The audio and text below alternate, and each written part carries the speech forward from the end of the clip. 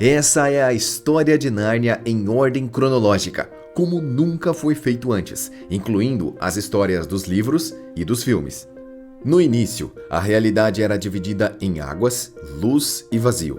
O universo foi criado e é governado por uma força chamada de um Imperador Além-Mar, o pai de todas as coisas. Ninguém pode vê-lo ou tocá-lo, apenas é possível senti-lo. O Imperador Além-Mar decidiu lançar no mundo vazio o seu único filho para que ele criasse e governasse. Então o vazio foi dividido em 3 mundos. No mundo de luz foi criado o universo onde vivem os humanos. Já no mundo das águas ficou o poder espiritual e a transição. E no submundo, a magia profunda e a aurora dos tempos foi liberada. Aslan, ao chegar no vazio, abriu diversos novos portais, se conectando a outros mundos. O mais perigoso deles era um mundo congelado, onde uma raça humana inteligente obteve o total controle da magia. O reino principal desse mundo se chamava Sharn, e esta é Jades, uma das princesas destinadas a governar o local. Ela também é a última governante de Sharn. Ela se tornou maligna e foi corrompida pela magia negra. Isso aconteceu porque, ao invés dela, a sua irmã mais nova foi escolhida para governar. E isso fez Jades iniciar uma guerra entre a família real para que ela pudesse ocupar o trono. Após tomar o poder, ela perde o controle e se torna maligna. Jades queria invadir outros mundos e conquistar muito além da sua própria terra. Mas as pessoas do seu reino tramaram contra ela. Com medo de ser eliminada e perder o seu posto, Jades fez algo tão cruel e maligno que a colocaria facilmente entre os piores vilões de todas as histórias. Jades convocou o mais poderoso e mais maligno feitiço que existe, que cobra um altíssimo preço, a própria alma do conjurador. O feitiço se chama Palavra Execrável. Após lançar esse feitiço, Jades eliminou todas as pessoas, animais, plantas e toda a vida no mundo onde ela vivia, em todas as cidades, todos os países e até mesmo todos os planetas. Ela apagou a vida. Porém, ela mesmo não perdeu a sua vida, mas o poder do feitiço era tão intenso que trouxe outra consequência: o gelo. Tudo nesse mundo foi terrivelmente congelado, incluindo Jades, que agora assumiu outra personalidade. E assim ela se tornou a Feiticeira Branca. Mesmo viva, ela estava congelada. E se ninguém nunca a libertasse, ela ficaria para sempre presa ali. E com todas as pessoas sem vida, ninguém poderia despertá-la. Mas o maior inimigo de Aslan não era a Feiticeira Branca, e sim Tash. Ele influenciou Jades, assim como muitos outros, a se tornarem malignos, e Tash tem a capacidade de levar sua malevolência para outros mundos. Tash é um ser maligno, criado para governar sobre a morte e sobre o submundo. Porém, ele está escondido na escuridão do vazio, e ele pensa em sabotar as ações de Aslan. Tash é uma criatura com um corpo esquelético, mãos com garras agudas e uma cabeça de ave de rapina, semelhante a um abutre. Ele também exala um odor de morte e podridão. Ele é a encarnação de tudo aquilo que é maligno. Agora estamos no ano 500, depois de Cristo, no mundo humano. Essa mulher se chama Lafai. Ela estudou a vida toda a magia e foi influenciada pelo poder maligno de Tesh. O mundo humano tem a passagem do tempo totalmente diferente dos outros mundos. Por isso, só agora os humanos começaram a despertar a magia. Lafai recebeu um pouco da areia dos bosques entre mundos, uma areia capaz de ir de um mundo ao outro. Ela conseguiu se tornar uma poderosa feiticeira humana, mas a areia nunca pôde ser usada. Então ela guardou em uma caixa e escreveu um livro sobre a sua experiência, dizendo que aquilo era de outro mundo. Ela viveu por quase 1000 anos, até que chegou nos seus últimos dias na Terra. Ainda com uma aparência um pouco jovem, Lafai decidiu passar o seu legado adiante. Antes de morrer, ela deixou a caixa com a única pessoa que ela confiava, o seu sobrinho chamado André. Ela pediu que André nunca abrisse e queimasse a caixa contendo os itens, mas ele nunca cumpriu a promessa. No ano de 1850, depois da morte da feiticeira Lafai, André dedicou toda a sua vida a estudar o ocultismo. Durante muitos anos, ele não teve coragem de abrir a caixa e nem ver o seu conteúdo. Ele estudou durante muitos anos sobre a magia e aprendeu a se tornar um habilidoso feiticeiro, até que finalmente ele teve coragem de abrir a caixa. Porém, não era nada tão grandioso quanto ele imaginava. Era basicamente só areia. Mesmo assim, ele se dedicou a estudar esse pó, já que ele estava tão bem guardado e protegido. Logo ele percebeu que aquele não era um tipo de areia da Terra. Não era possível encontrar algo semelhante em nenhum outro lugar desse mundo. Ele aplicou o pó em animais de testes como cobaias e usou a areia de diferentes formas, mas nada parecia funcionar. Até que um dia ele descobriu como sintetizar 2 anéis, que poderiam, em teoria, despertar a magia primordial dos humanos.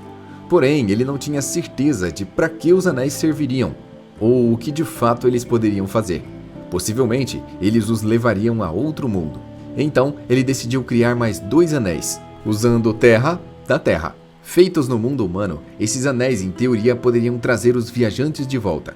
Os anéis de ida eram amarelos e os anéis de volta eram verdes. E assim, estava pronta a sua grande obra-prima. No ano de 1900, André terminou os anéis e os deixou descuidados por alguns segundos. Um dos seus sobrinhos havia se mudado recentemente para sua casa e ele ainda não estava acostumado com crianças. Diggory foi deixado pelo seu pai, que saiu pelo mundo afora em busca de uma cura para sua esposa. A mãe do Diggory estava bem doente e por isso ele foi parar na mansão do tio André. Na sua tristeza, sem poder ver os seus pais, Diggory fez uma amiga chamada Polly, que era a vizinha do seu tio. Os dois tinham a mesma idade e logo começaram a se dar muito bem. André decidiu usar os dois como cobaias do seu experimento e deu os anéis de ida e volta para eles. Ele não se importava se eles nunca mais conseguissem voltar. Na verdade, até parece que ele queria despachar as crianças de vez. Rapidamente, eles desapareceram. Diggory Kirk e sua amiga Polly Plummer foram lançados no vazio, que nessa época já não estava tão vazio. O local havia se transformado no Bosque Entre Mundos, um local repleto de árvores e muito silencioso. O silêncio ali era tão grande que era possível ouvir o som das plantas crescendo. Esse bosque conectava diferentes portais em diferentes mundos, que Aslan montou estrategicamente.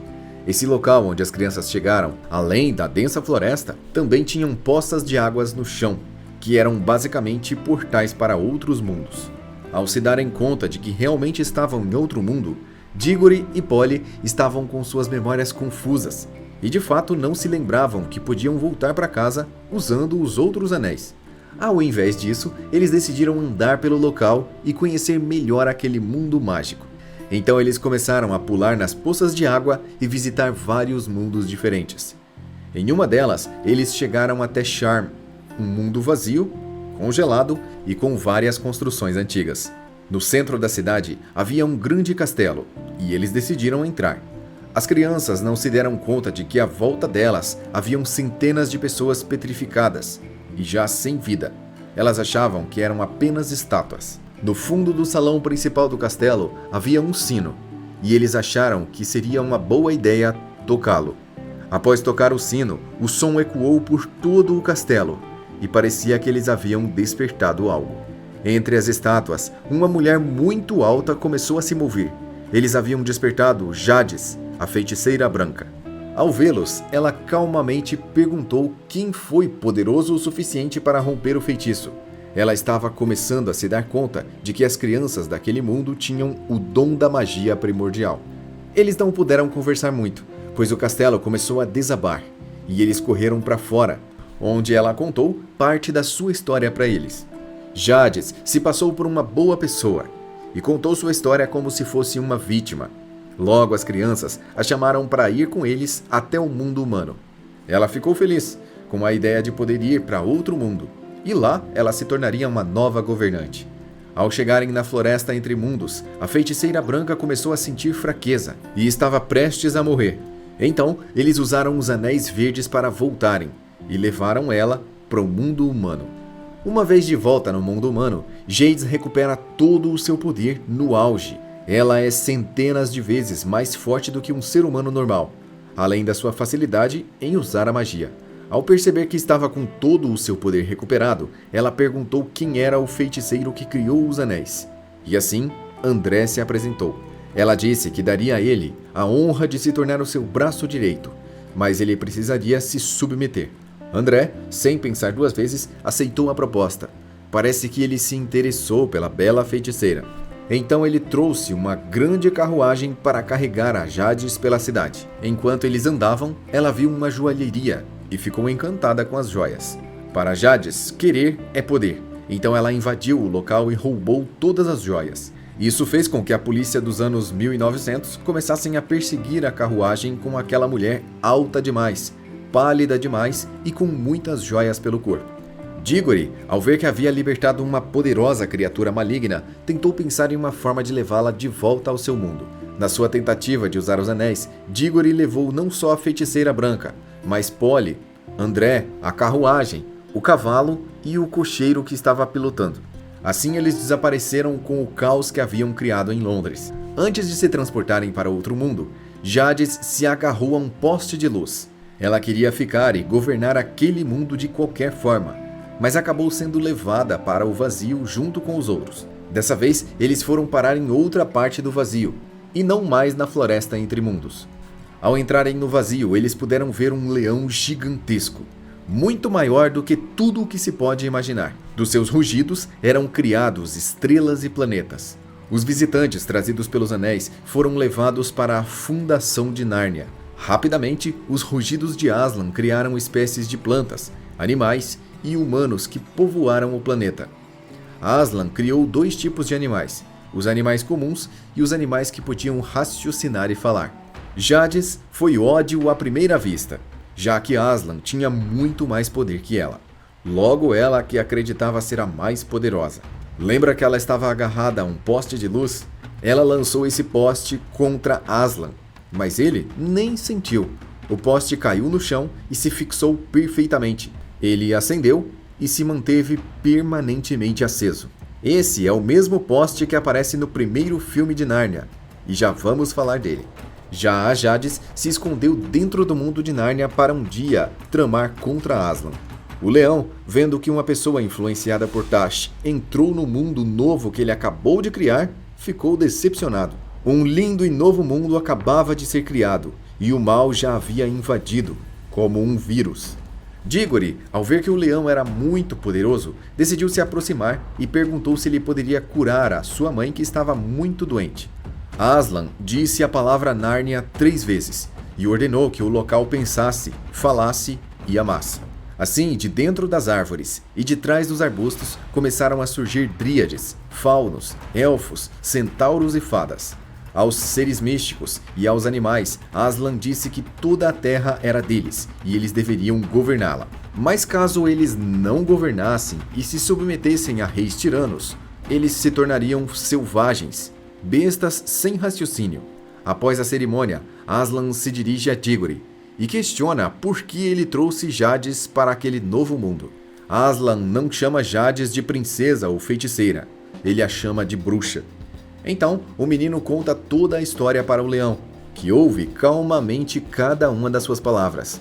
Então Aslan perguntou se o menino estaria disposto a reparar o dano que eles causaram naquele mundo. E prontamente, sem saber do que se tratava, o menino aceitou. Então a sua primeira ação era buscar o fruto de uma enorme árvore que ficava muito distante dali. O cavalo que eles trouxeram para o mundo humano ganhou asas e raciocínio, e eles o usaram como montaria para irem até a árvore. Enquanto as crianças iniciavam sua aventura, André foi zombado pelos animais falantes, e ele ficou traumatizado. Tão traumatizado que jurou que nunca mais usaria a magia. Mas algumas pessoas, sem querer, acabaram parando em Nárnia. Entre eles, Frank e Helena. Frank era o cocheiro, o piloto da carruagem, e Helena foi levada porque ela era a sua esposa. Assim, Aslan, vendo o bom coração dos dois, decidiu elegê-los como rei e rainha de Nárnia. E esses 2 humanos que viviam uma vida simples em Londres se tornaram os primeiros reis de um novo mundo. Para serem coroados como reis de Nárnia, eles precisaram cumprir um ritual de 3 passos, que era basicamente se inscrever no canal Io, deixar o like e comentar aqui embaixo Nárnia. Assim eles foram coroados.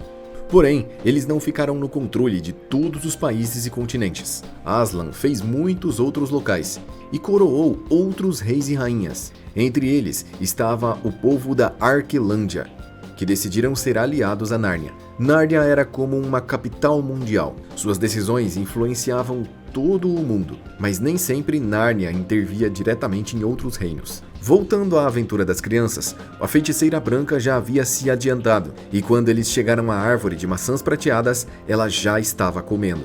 Essas maçãs dão vida eterna para quem as come, e agora ela tinha se elevado a um outro nível. Afinal, ela já não encontraria mais a morte. Porém, algo aconteceu. A personalidade de Jadis mudou novamente e sua gigantesca força desapareceu. Agora, apesar de ainda ter muitos poderes, ela não pode usar as suas habilidades no auge. Então ela tentou enganá-los com as suas palavras, mas eles coletaram algumas maçãs prateadas e foram embora do local. Digory e Polly plantaram as maçãs na beira de um rio e imediatamente cresceu uma enorme macieira. Essa árvore seria a proteção para os narnianos, principalmente contra a Jadis. Afinal, ela comeu algumas maçãs e, apesar de ter conquistado a vida eterna, ela também conquistou uma maldição eterna. Ela não poderia se aproximar dos narnianos daquela região. Aslan disse que Digory deveria levar uma das maçãs da árvore para a sua mãe, e quando ela comesse, a doença dela seria curada. Ele também disse a eles para voltar para o seu próprio mundo. Havia chegado a hora. A aventura se encerrou, e ao chegarem lá, eles deveriam enterrar todos os anéis, de forma que eles nunca mais fossem encontrados por ninguém. Ao retornarem ao mundo humano, Digory deu a maçã para sua mãe doente e ela se recuperou imediatamente. No ano 1 de Nárnia, Aslan criou o Conselho do Rei e colocou algumas criaturas para liderarem sobre as outras. A sorte de Digory no mundo humano mudou completamente. Seu pai, que estava buscando a cura e era muito pobre, herdou uma fortuna do dia para a noite. E Digory seguiu as ordens de Aslan, cavou um enorme buraco e enterrou os anéis. Porém, ele fez algo inesperado. Junto com os 4 anéis, Digory decidiu colocar os restos da maçã de Nárnia que a mãe dele comeu, apenas o miolo e as sementes. Então, muitos anos se passaram. Porém, Digory sempre monitorou o local onde ele enterrou os anéis e a maçã, e algo ali aconteceu. Uma macieira enorme cresceu com os anos, e ela era realmente uma árvore muito grande, muito maior do que uma macieira comum. Essa macieira nunca deu uma única maçã. Algumas décadas depois, Digory decidiu mandar cortar essa árvore, e com sua madeira ele mandou fazer um guarda-roupas. Agora vamos saltar diretamente para os anos 1927 e 1932, quando nasceram esses 4 irmãos. Nessas 3 décadas que se passaram no mundo humano, se passaram mais de 1000 anos em Nárnia. Vamos ver uma rápida cronologia de Nárnia durante esse tempo. No ano 180, uma grande guerra foi travada entre os seres místicos e os animais selvagens. Ambos foram influenciados de diferentes formas pela feiticeira branca. O resultado foi que a Arquelândia foi conquistada. Já no ano 204, foi fundado um reino chamado Calormânia. Os Calormanos também sofreram uma forte influência e decidiram adorar o mal. As criaturas que viviam ali se tornaram criaturas mais assombrosas e mais selvagens, assim como Aslan advertiu. A característica mais forte deles era a adoração a Tesh. Um povo que havia sido criado e mantido por Aslan, agora o rejeitava e adorava um falso deus opositor. No ano 300, os Calormanos fundaram uma cidade inteira para o deus Tesh, chamado Teshban, que se tornou a capital do reino Calormano. Já no ano 302, Aslan transformou alguns Calormanos em bestas selvagens. Já no ano 407, Nárnia enfrentou uma guerra contra o Reino dos Gigantes. Porém, o conflito se resolveu de uma forma quase amigável. Nem todos saíram felizes desse confronto. Então os rejeitados, rebeldes e os haters do Aslan se reuniram no subterrâneo e fundaram a sua própria nação. Ela se chama Bism, e aqui estão todo o tipo de criminosos, até mesmo aqueles que assistem o resumo de Nárnia e não se inscrevem no canal. Esses seres se escondem nas sombras e preferem não sair à luz do sol. Com o passar do tempo, Todos eles se tornaram albinos e adquiriram aparência de gnomos. Aproximadamente no ano 460, um grupo de piratas do mundo humano se escondeu em uma caverna. Essa caverna estava em uma ilha distante e isolada.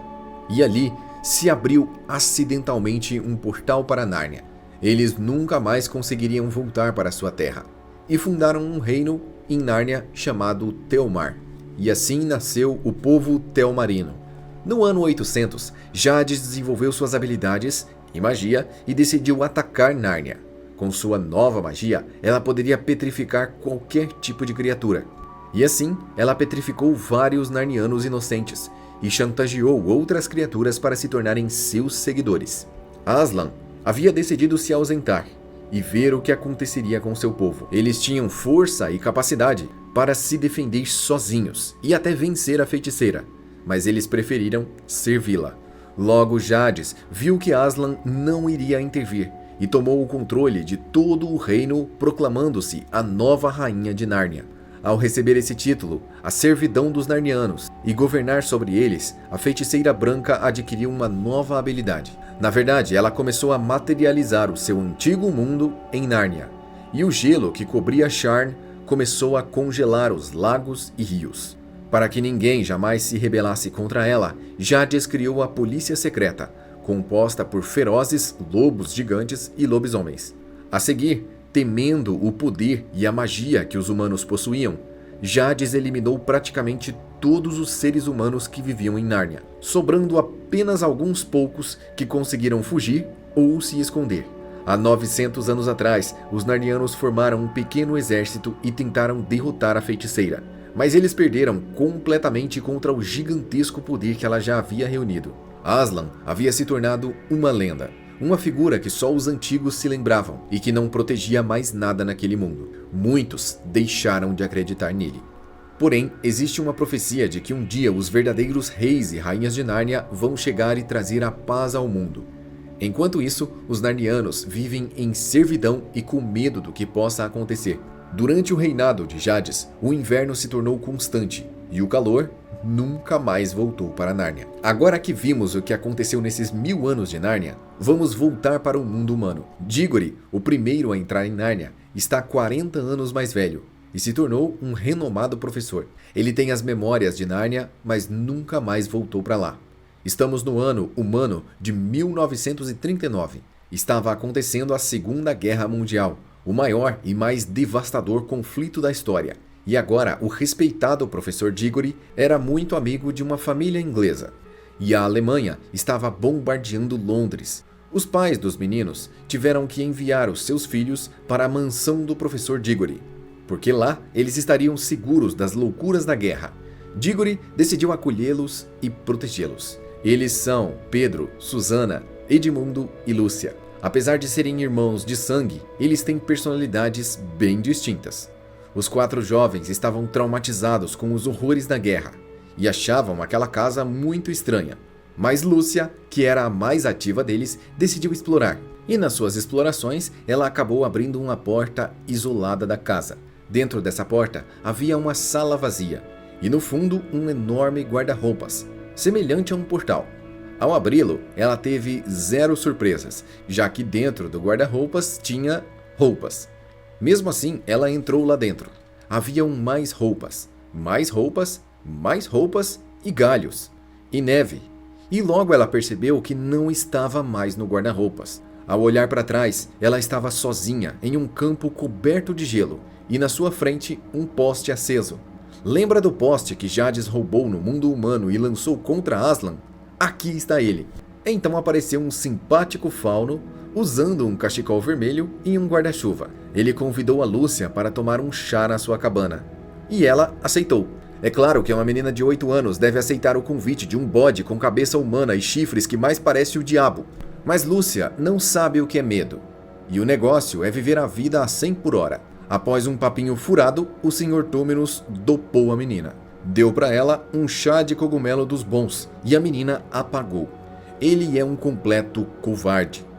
Tão covarde que ele iria entregá-la para Jadis e os seus soldados. Mas ele também não teve coragem de fazer isso. E então Túmenos começou a chorar de uma forma exagerada. Lúcia acordou do seu porre sem saber onde estava e completamente grogue viu aquele chifrudo chorando. Então ele falou que se arrepende e que é um covarde. E também contou que ia entregar a menina para a bruxa. E os narnianos chamam os humanos da Terra de filhos de Adão. A Jades deixou declarado que todos os filhos de Adão encontrados deveriam ser enviados para ela, vivos ou não. Então, quem não cumprisse essa lei seria duramente penalizado. Túmenos acompanha Lúcia de volta até o local onde ela veio. E ao se enfiar no meio dos densos galhos da floresta congelada, ela se vê cada vez mais apertada até encontrar casacos. E assim ela consegue voltar para o guarda-roupas. Imagina só ter um guarda-roupa desses em casa nos dias mais quentes. É só deixar aberto e vai ter um ar-condicionado grátis. Porém, um centauro ou um unicórnio podem invadir sua casa acidentalmente. Lúcia ficou várias horas em Nárnia e ela estava preocupada em se explicar para os seus irmãos. Porém, no mundo humano, não se passou nenhum único segundo. Quando ela contou o que tinha acabado de acontecer, com a história da neve, o poste de luz e o fauno, os irmãos só acreditaram na parte do chá de cogumelo. Inconformada, ela levou os seus irmãos mais velhos para verem o guarda-roupas. E quando eles olharam dentro, nada aconteceu. Lúcia é dada como louca, e a vida que segue. Dias depois, Edmundo e ela estão brincando, até que eles se escondem no guarda-roupa e eles vão parar em Nárnia. Edmundo se encontrou com a rainha Jades, e ela tentou convencê-lo a ir contra os seus irmãos. Edmundo tinha um lado muito sombrio, muito mais do que os outros irmãos, e a feiticeira se aproveitou disso para entrar no coração dele. Quando Edmundo abriu o bico e disse que havia uma porta para o outro mundo, ela ficou preocupada de que fosse uma intervenção de Aslan.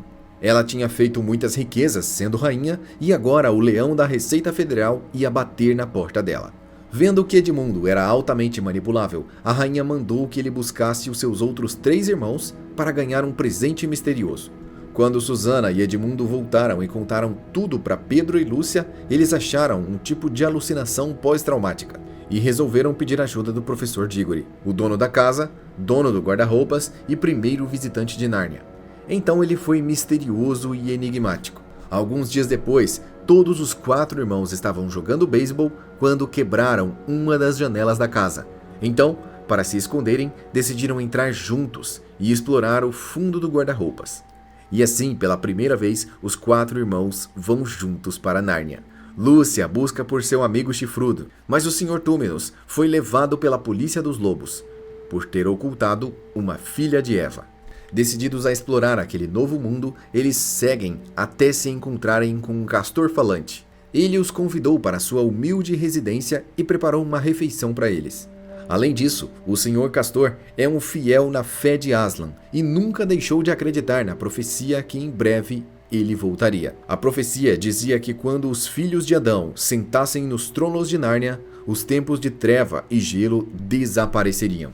Porém, Edmundo quer se encontrar com a rainha Jades. Ele se conectou com ela e quer vê-la de novo. Na verdade, ele só quer ganhar docinhos. Após andar algum tempo sozinho, ele encontrou o castelo da rainha feiticeira. E na porta desse castelo havia a estátua de um leão. Essa estátua servia para simbolizar que ela havia derrotado Aslan e que ele estaria supostamente petrificado na porta do castelo dela. Edmundo, quando viu a estátua do leão, lembrou da história do castor e entendeu por conta própria que aquele leão era Aslan derrotado e ficou ainda mais fiel à rainha Jades, mas a estátua era falsa. Quando finalmente ele é levado na presença da rainha, Jades está enfurecida. Ela deu uma ordem simples para que ele trouxesse os seus 3 irmãos e ele voltou sozinho. Então ele revelou o paradeiro dos irmãos, eles o amarraram e o levaram como refém. Foi aí que ele percebeu a furada que ele tinha se metido. Com a traição de Edmundo, os irmãos se apressaram para se reunir na mesa de pedra antes que a feiticeira chegasse com as suas tropas. A presença dos irmãos em Nárnia marcou o fim de um longo inverno e o início de uma nova era. E logo, cada vez mais narnianos estavam revivendo suas esperanças e confiando neles. Então, no caminho, eles receberam as suas armas. Pedro ganhou uma espada e um escudo.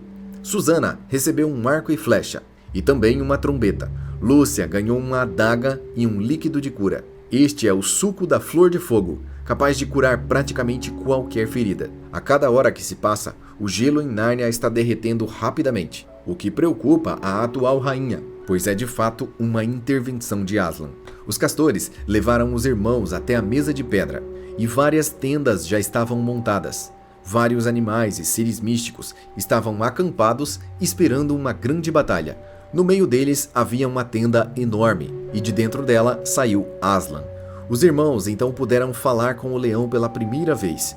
Aslan leva Pedro até o castelo Cair Paravel, o lugar mais importante do reino, onde os reis e rainhas de Nárnia devem viver. Pedro logo nota que suas irmãs estão em perigo e decide ir ajudar. Os lobos cinzentos da polícia secreta estavam as perseguindo. Pedro, munido de muita coragem e vontade de proteger suas irmãs, lutou contra o líder dos lobos, o derrotando com a sua espada.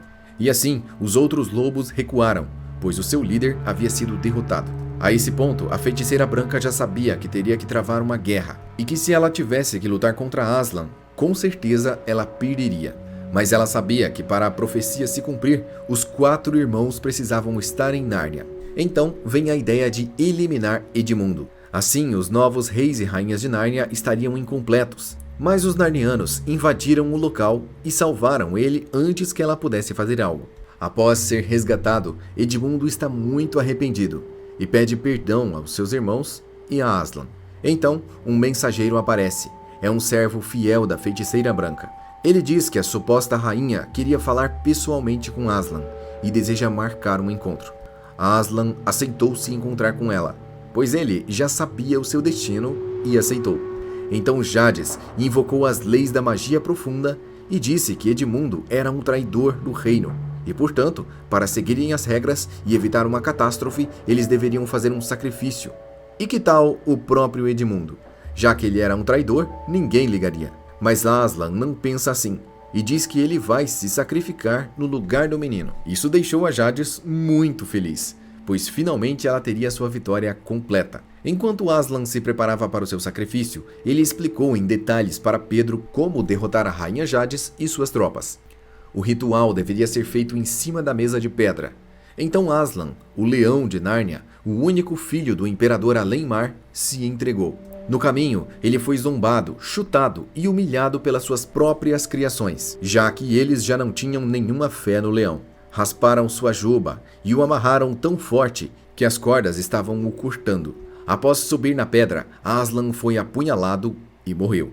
Eles o deixaram raspado e abandonado, abatido, em cima da mesa de pedra.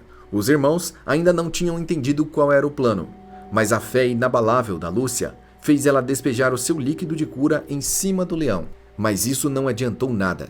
Na verdade, entre as regras antigas da magia profunda, se um inocente for sacrificado, ele voltará à vida. Então a mesa de pedra se partiu e Aslan ressuscitou. Agora ele está um pouco maior. Sua juba voltou e todos vão crer no poder do leão. Aslan leva Lúcia e Susana enquanto corre na direção do castelo. Ele soprou fôlego de vida nas estátuas dos animais e seres místicos e os deu vida.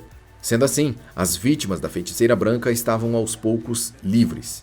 E assim uma enorme batalha se iniciou entre os seguidores de Aslan e os seguidores da bruxa. Edmundo deu um golpe de espada na Jadis e abriu uma brecha para Aslan pular sobre ela. Já a Lúcia cuidou dos feridos, usando a sua poção que nunca acaba. Susana usou a trombeta para guiar o exército e seu arco e flecha para atacar. Assim como Pedro, que lutou contra a sua espada contra diversos seres malignos, protetores da rainha. Aslan deu o golpe final. Ou será que foi a mordida final? Ele mesmo terminou com o reinado da Jadis. Após o fim do conflito, se ouvia por toda a Nárnia os sinos de Cair Paravel, o castelo dos 4 reis. Pedro, Susana, Edmundo e Lúcia foram coroados no meio de uma grande festa com um banquete.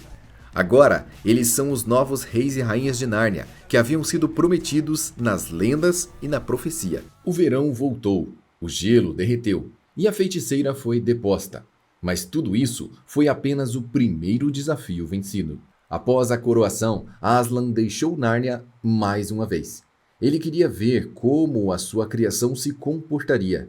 e ele desejava, acima de tudo, que eles aprendessem a viver sem depender dele. Mesmo assim, alguns seguidores da feiticeira ainda ficaram zanzando por Nárnia e foram rapidamente derrotados pelos novos reis. Nos meses que se seguiram, eles estabeleceram alianças com países vizinhos. E então, alguns anos de paz se passaram em Nárnia. Os reis governaram com sabedoria e o povo foi muito feliz. A nação Arquelândia fez muitos laços com Nárnia e ambos se tornaram aliados fiéis. Mas antes que eles pudessem voltar para casa, se iniciou outra história. Os reis e rainhas de Nárnia tinham uma forte conexão com o rei Lune de Arquelândia. E eles estavam esperando, ansiosos, pelo nascimento do filho do rei Lune. No dia esperado, a rainha deu à luz a gêmeos. A um foi dado o nome de Cor e a outro de Corim. Apenas uma semana depois do nascimento dos gêmeos, eles os levaram até um centauro para que ele os abençoasse. O centauro não só os abençoou, como disse uma profecia para o futuro. Ele disse que um dia, Cor salvaria a Arquelândia de um grande perigo. E os pais dos meninos ficaram felizes em saber que um dos seus filhos seria um grande herói. Porém, alguém não ficou feliz com isso. Um dos servos do rei, chamado Bart. Ele era um verdadeiro traidor calormano que estava tramando contra o reino de Arquelândia. E ele se deu conta que este menino, muito em breve, seria um problema para os seus planos de usurpação do reino. E assim, ele sequestrou o menino Cor, que ainda era um bebê. Quando o rei se deu conta que seu bebê havia desaparecido, ele mobilizou todas as tropas do reino para buscarem o seu filho. Porém, ninguém o encontrou. Os calormanos não tiveram coragem de fazer uma maldade direta com o bebê, mas o colocaram em uma pequena canoa e o lançaram na correnteza de um rio.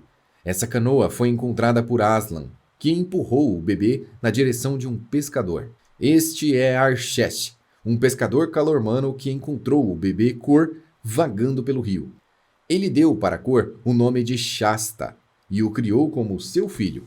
Porém, Cor foi criado em uma vida muito pobre, enquanto seu irmão Corim viveu no luxo da realeza desde o berço. Os reis e rainhas de Nárnia se tornaram grandes amigos de Corim, mas a vida de Cor foi apenas trabalho braçal, miséria e fome. Um dia, um nobre calormano ofereceu uma alta quantidade de dinheiro para comprar Cor do seu pai adotivo. E assim, ele foi vendido. O nome dele agora é Shasta, então vamos tratá-lo assim. Quando Shasta escuta que foi vendido, ele decide fugir. Na sua fuga, ele se encontra com um cavalo narniano, que consegue falar. Juntos, eles fugiram dali e foram em direção a Nárnia. No caminho, eles conhecem Aravis, uma cavaleira nobre, filha de um governador calormano. Ela tinha fugido de casa para não se casar com um homem que o seu pai escolheu.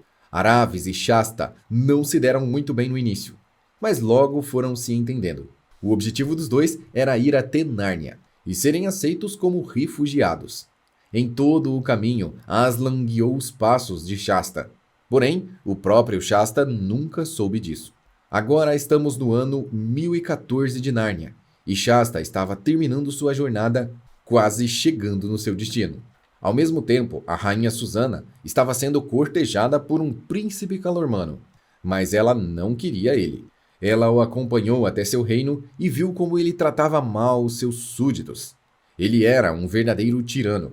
Nesse dia, Pedro, Lúcia, Edmundo e a cortejada Susana estavam na Calormânia. Eles eram convidados de honra do príncipe que queria se casar com a Susana. Juntamente com eles estava o príncipe Corim, mas este acabou sumindo.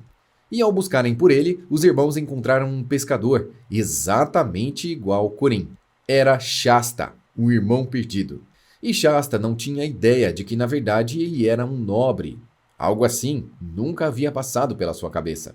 Aravis logo se encontrou com Shasta e contou para ele todos os planos do príncipe da Calormânia. Ele pretendia se casar com Susana, mesmo que fosse à força, e assim tomar o reino de Nárnia. O seu plano era levar 200 cavalos até Arquelândia e usá-los para invadir Nárnia. O nome dele era Rabadash, um verdadeiro traiçoeiro. Shasta decidiu ir até Nárnia e avisar dos planos malignos de Rabadash antes que o pior acontecesse. O caminho foi bem difícil e eles foram motivados por Aslan, que os perseguia como se fosse um leão selvagem. Assim, eles puderam correr com toda a velocidade até chegarem na fronteira de Arquelândia, onde foram recebidos por um eremita. Shasta e o seu cavalo continuaram o percurso até se encontrar com o rei Lune, que o confundiu com o seu irmão nobre. Então Shasta conseguiu chegar a Nárnia, e Aslan confirmou sua história. Assim, os reis e rainhas de Nárnia se prepararam para o combate. Edmundo lutou diretamente contra o príncipe Rabadash, e pouco a pouco o exército narniano foi derrotando os Calormanos até que eles venceram completamente. Após a derrota, o príncipe Rabadash é transformado em um burro. Aslan disse que se ele quisesse voltar a ser humano, ele deveria pedir ao Tash, o deus que ele adorava. Depois desse conflito, os Calormanos se tornaram um povo pacífico e deixaram de ser adoradores de Tash, crendo fielmente em Aslan. E graças à sua intervenção, o reino de Arquelândia foi dado ao príncipe Kur, o gêmeo que cresceu na pobreza. Apesar disso, ainda restaram alguns Calormanos adoradores de Tesh. Parece que eles nunca aprendem. Lembra que ele tinha ficado muito amigo de uma princesa que tinha fugido de casa? Então, eles se casaram e assumiram como reis. Os irmãos Cor e Corin, apesar de terem crescido separados e não serem nem um pouco parecidos em personalidade, eram iguais em aparência e se deram muito bem. Cor foi um grande rei, e agora vamos diretamente para o ano 115 de Nárnia. Neste belo dia, os reis e rainhas de Nárnia estavam se divertindo em uma caçada, e ao entrar em uma densa floresta, eles começaram a atravessar cada vez mais galhos e galhos, até o chão de terra começar a ficar mais duro. Os galhos foram se tornando casacos pendurados em cabides, e logo eles se deram conta de que estavam dentro de um guarda-roupa. Dos quase 20 anos que eles ficaram em Nárnia, nenhum único segundo se passou no mundo humano. Suas aparências infantis voltaram. De fato, eles já tinham se tornado adultos e vivido uma longa experiência de vida. Mas agora, suas memórias ficaram confusas e eles já não têm mais certeza do que aconteceu. Enquanto Pedro, Susana, Edmundo e Lúcia voltaram para casa, foram para a escola e continuaram suas vidas, 500 anos de paz se passaram em Nárnia. Os itens e armas dos reis de Nárnia foram guardados. Na verdade, a paz reinou em Nárnia até o ano de 1998 narniano.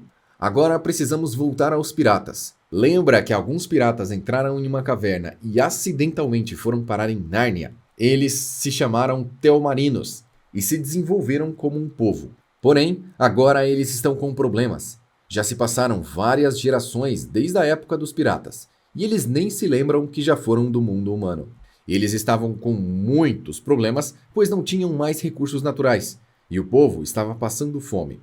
Então, eles montaram um exército, liderado pelo príncipe Caspian I. Com esse exército, eles invadiram e dominaram Nárnia. Eles fizeram isso na esperança de explorar os seus recursos naturais. O reinado dos Telmarinos em Nárnia durou quase 300 anos. Eles construíram um castelo no centro de Nárnia para ser o lar do novo rei. O castelo Cair Paravel foi destruído e deixado em ruínas, e os Telmarinos tiveram filhos com anões e ampliaram a sua linhagem. Os reis, com o tempo, foram se tornando mais civilizados, até chegarmos ao Caspian IX. Os animais falantes e outros narnianos se esconderam profundamente na floresta para não serem mais encontrados. Então, o povo de Nárnia original se tornou um mito. Mas o rei Caspian IX estudava, acreditava nas criaturas e sonhava, em um dia, restituir a paz entre Telmarinos e Narnianos. E chegamos no ano 2290 em Nárnia. Este é Miraz, o invejoso irmão do rei Caspian que o eliminou para tomar o trono. Ele acreditava ser superior a todas as criaturas e elas deveriam servi-lo. Mas ele temia o filho do rei Caspian, o Caspian X, e por isso o adotou como se fosse o seu próprio filho. Assim, ele poderia ser rei, sem que o verdadeiro príncipe assumisse o trono. Miraz eliminou todos os que apoiavam o antigo rei e obrigou os restantes a se submeterem a ele. Depois disso, Miraz fez uma longa viagem para se encontrar com os 7 maiores líderes de cada reino vizinho e conseguiu apoio para governar Nárnia à força. Alguns animais falantes não se esconderam e se submeteram. Por se submeterem e não governarem sobre Nárnia, eles perderam o seu raciocínio, e quase todos se tornaram 100% selvagens. As antigas ruínas do castelo dos reis e rainhas de Nárnia, Cair Paravel, foi abandonado, e os narnianos dessa época já não acreditavam em Aslan nem nos antigos reis e rainhas. E assim Nárnia decaiu, até o ponto que a sua população reduziu para menos de 50%. Os Telmarinos gastaram uma enorme quantidade de recursos para ocultar e alterar a história do passado, para que ninguém conhecesse realmente o que aconteceu ali. E assim converteram a história real em antigas lendas. Mas alguns anos se passaram. Agora Caspian X era quase adulto, e ele sempre viveu achando que o seu tio Miraz era um homem justo. Mas ele estava muito interessado pela verdadeira história de Nárnia. E Miraz ficou furioso ao ver que o verdadeiro herdeiro do trono estava estudando a história antiga. Vendo que isso poderia ser um perigo, o atual rei contratou o professor Cornelius para ensinar a falsa história de Nárnia para o príncipe Caspian. Porém, o professor fez exatamente o contrário do que foi contratado para fazer. Ele contou a verdadeira história de Nárnia. Dos místicos reis e rainhas que viviam em outro mundo e do poderoso leão Aslan. A época mágica de Nárnia havia se tornado apenas uma lenda, e a única coisa que sobrou foram humanos telmarinos. Caspian começou a estudar a verdadeira história de Nárnia e treinar para se tornar um habilidoso cavaleiro em batalhas, enquanto seu tio achava que ele estava estudando a história alterada dos telmarinos.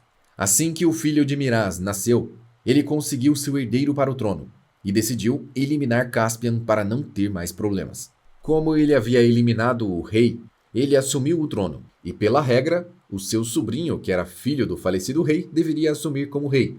Mas como ele teve um filho e ele é o rei, logo o reinado passaria para o filho dele e não para Caspian. Ao entender o que estava acontecendo, Caspian pegou seu cavalo e fugiu do local, apoiado pelo professor que o entregou a trombeta da rainha Susana. Na sua fuga, ele encontrou um lugar secreto, repleto de criaturas como animais falantes, centauros e gnomos. Eles entenderam que Caspian era um traidor do reino, logo um aliado deles. E o aceitaram. Afinal, essas criaturas não se tornaram selvagens porque não se sujeitaram a um rei tirano. E mesmo vivendo escondidas na escuridão, não perderam seu raciocínio. Após contar a história, os animais e criaturas reconheceram Caspian como o verdadeiro rei de Nárnia e o aceitaram como seu líder. Agora, todos eles estão motivados para atacarem o falso rei e retomarem o trono. Mas logo, os homens de Miraz chegaram na floresta, e Caspian, desejando pedir ajuda, toca a trombeta e convoca os antigos reis e rainhas de Nárnia. Ao mesmo tempo, as criaturas começaram a se preparar e forjar suas armas para se prepararem para uma grande batalha. E na mesa de pedra, eles se reúnem. Enquanto isso, Trumpkin foi capturado pelos soldados de Miraz. Pedro, Susana, Edmundo e Lúcia chegaram a Nárnia e salvaram um anão. Eles tiveram que entender rapidamente qual era o novo cenário, porque já haviam se passado mais de 1000 anos em Nárnia, desde a última vez que eles estiveram lá. Porém, no mundo dos filhos de Adão se passou apenas um ano. Antes de chegar a Nárnia, eles estavam em uma estação de trem e os 4 irmãos estavam esperando o transporte para a escola. Mas quando Caspian tocou a trombeta, as partes da estação de trem começaram a se desfazer e pouco a pouco o cenário foi se transformando, até serem transportados direto para Nárnia. Eles viram o castelo Cair Paravel em ruínas, destruído pelas batalhas entre os narnianos e os telmarinos. Mas as armas dos reis estavam guardadas em segurança, dentro de baús em uma sala secreta. Após salvarem Trumpkin, Edmundo teve uma rápida luta com ele para demonstrar que realmente era um dos reis de Nárnia. Nessa nova Nárnia, muitos animais falantes se tornaram animais selvagens. E Lúcia descobriu isso da pior forma, quando tentou falar com um urso e quase acabou sendo devorada. Ela mesma sentiu Aslan no meio da floresta, mas como sempre seus irmãos duvidaram dela. Aqui, entre os livros e filmes, tem alguns fatores bem diferentes, entre eles a presença de Aslan. Nos livros, ela é muito mais presente. Então, vamos seguir por aqui. Lúcia leva seus irmãos até a mesa de pedra e lá estava Aslan. Ele disse que já estava na hora de Nárnia despertar. Pedro e os outros ainda não tinham chegado ao local. E com seu rugido, as árvores ganharam vida e voltaram a se mover novamente. Então os animais falantes e todas as criaturas que ainda estavam vivas e conscientes se reuniram. Os Narnianos fizeram reverência para Aslan. Enquanto isso, os reis de Nárnia estavam indo até lá e iniciaram uma discussão, dizendo que Aslan talvez não fosse ajudar, que ele poderia não existir mais, ou talvez que ele não viria, e que aquela era uma batalha perdida. Então, os antigos seguidores de Jadis, que ainda estavam vivos, depois de tanto tempo, ofereceram invocar o espírito da feiticeira branca, e assim usar o seu poder para ajudar na batalha contra os Telmarinos. Mas os reis de Nárnia não estavam de acordo com esse plano, e uma batalha se iniciou, até que a ideia de invocar um grande mal do passado foi deixada para trás. Logo depois, com todos um pouco mais calmos, o rei Pedro pensou que a melhor coisa a se fazer era desafiar Miraz para um duelo 1 contra 1. Edmundo foi levar a convocação ao inimigo, que precisou aceitar para não ser subestimado pelos seus próprios homens. Afinal, quem seguiria um líder que não consegue derrotar um garoto? Porém, alguns conselheiros disseram para Miraz não fazer isso. Se Pedro fosse realmente o rei das lendas, a sorte e a magia estaria contra Miraz e ao lado de Pedro. Mas ele considerou tudo isso uma grande bobagem e decidiu lutar.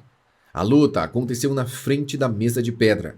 Miraz era muito habilidoso com a sua espada e conseguiu ferir o Pedro diversas vezes, mas depois de uma reviravolta, Pedro o põe no chão.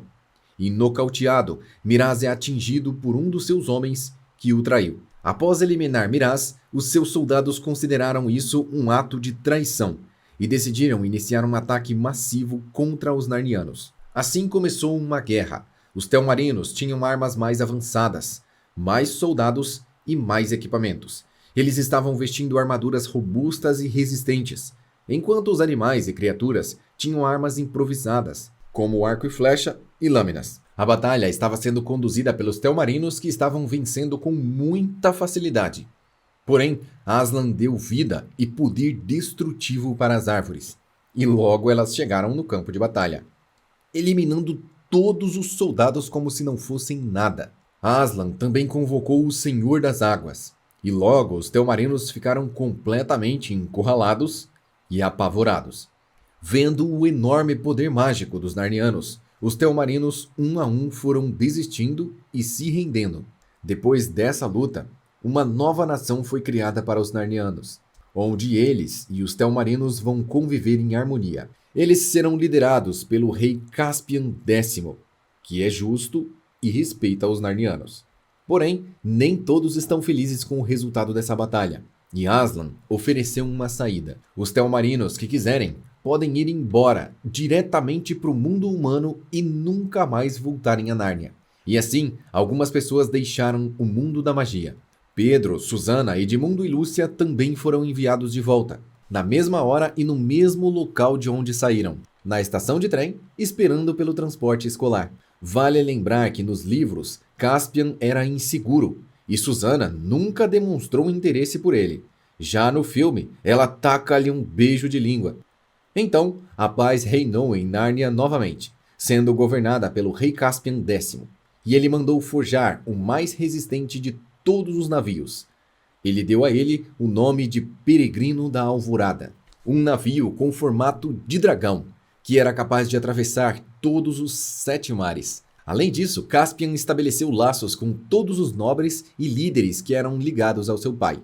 Caspian se tornou um aventureiro, destinado a buscar e encontrar os nobres aliados. E por fim, na sua jornada, chegar ao país de Aslan, que fica nos confins de Nárnia. Porém, no meio dessa jornada, Caspian encontra alguns náufragos. Eles são Lúcia, Edmundo e o seu primo Eustáquio. Os irmãos foram passar férias na casa de um tio e foram dividir a casa com esse primo chato, enquanto Pedro e Susana foram para a faculdade. Eustáquio estava demonstrando toda a sua chatice quando um dos quadros começou a derramar água, muita água. E logo todo o quarto se inundou e os levou para Nárnia, onde foram encontrados por Caspian. Eustáquio só reclamava. Ele era muito insuportável. E os tripulantes foram enganados e capturados. e assim se tornaram mercadorias para serem vendidos. Um dos lordes aliados do antigo rei Caspian comprou Caspian X e o entregou uma das espadas sagradas. Então, para resgatar os outros, Caspian e os Narnianos fizeram um ataque ao leilão e salvaram a vida de todos. Assim, Caspian vai até o líder do local para entender por que as coisas ali estão tão fora de controle e por que eles estão agindo fora das ordens do rei de Nárnia. O líder do local tenta convencer Caspian que aquilo é normal e essencial para manter o comércio e paz na região. Então Caspian substitui o líder da ilha, convertendo o antigo aliado do seu pai ao cargo de novo líder. E assim eles proibiram completamente o comércio de seres racionais.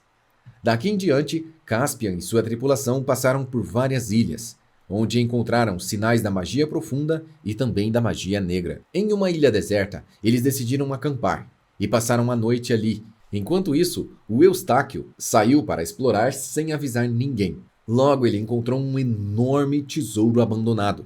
Centenas de itens de puro ouro lançadas no chão. Eustáquio começa a recolher itens e até usa uma pulseira de ouro. Mas essa atitude fez ele se transformar em um dragão. Sem conseguir falar, ele precisou explicar sem palavras para Caspian e os outros que ele não era só um dragão.